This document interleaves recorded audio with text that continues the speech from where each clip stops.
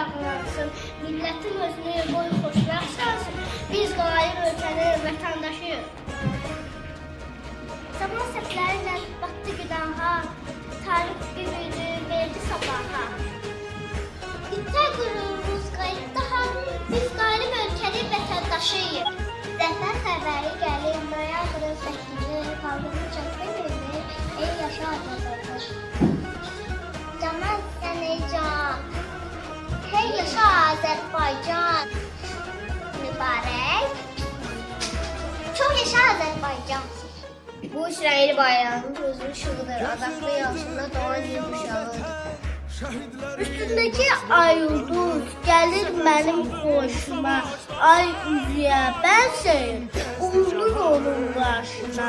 Üçrəngli bayraq bizə təsəllidir, dayaqdır, yolumuzun üstünə ışıq saçan mayaqdır.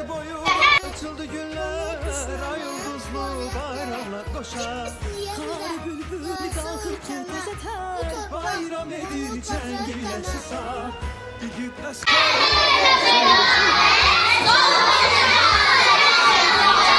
azad edip torpaqlarını zarar verdin milletine.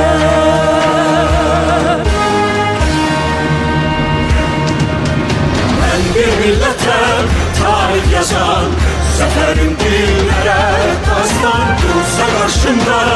Bütün cahan vermem öz torpağından. Ben bir milletem, tarih yazan, şanlı göremem